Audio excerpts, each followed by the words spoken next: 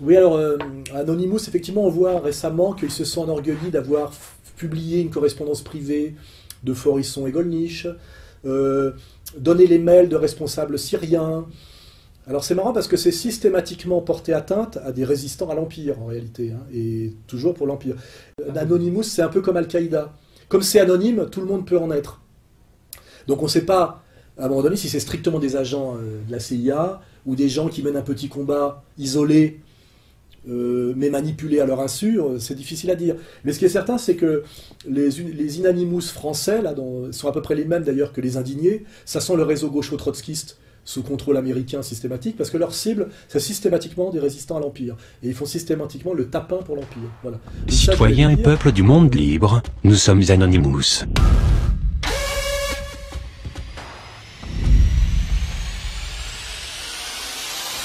Ce message est un message important concernant le nouveau traité transatlantique TAFTA, Transatlantic Free Trade Agreement, aussi connu sous le nom de TTIP, Transatlantic Trade and Investment Partnership, ou Partenariat transatlantique de commerce et d'investissement. Ce traité est un projet d'accord commercial entre l'Union européenne et les États-Unis. Il concerne des domaines très variés comme l'accès aux médicaments, la sécurité alimentaire, ou l'augmentation du pouvoir du privé face au public. Les négociations sont réalisées de manière discrète, menées par un petit groupe de fonctionnaires non élus. Celles-ci sont censées encore durer au moins jusqu'à la fin de l'année 2014.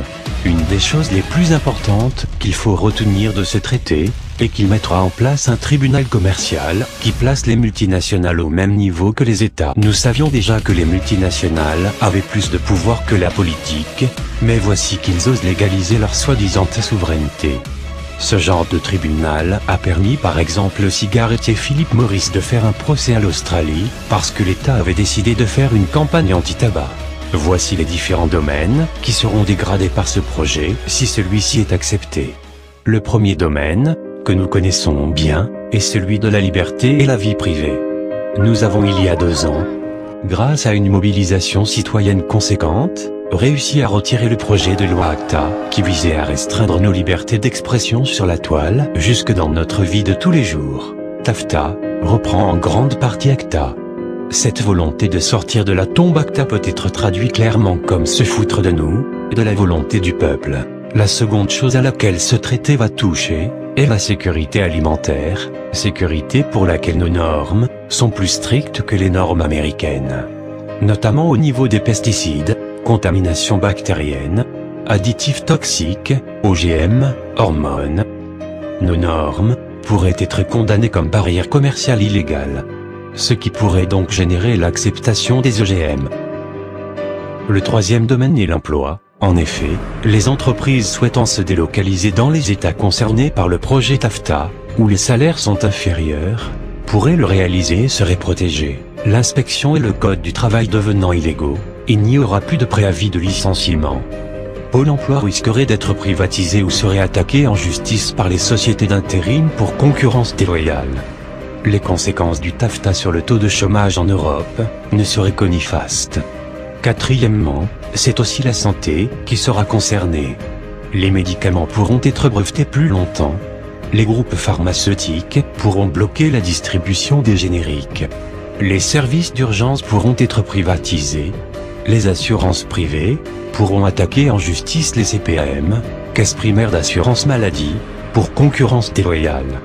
Cinquièmement, un autre côté sombre de ce traité est que l'eau et l'énergie, c'est bien nécessaire à la survie et au développement de l'humanité, seraient privatisées, et toute municipalité s'y opposant pourrait être accusée d'entrave à la liberté de commerce, tout comme pour l'énergie, qu'elle soit fossile, nucléaire ou renouvelable.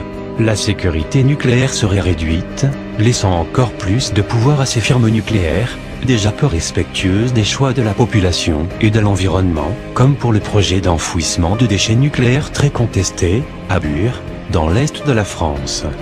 Le prix du gaz et du kilowatt serait libre, et sa réglementation au niveau du coût environnemental bafouée. Sixièmement, comme énoncé vaguement en introduction, les services publics seraient aussi touchés par TAFTA. Le traité limiterait le pouvoir des États dans la réglementation des services publics, qui se verraient de plus en plus privatisés, tels que les services à la personne, tout ce qui touche au transport routier et ferroviaire et bien d'autres, et réduirait les principes d'accès universel et large à ses besoins essentiels.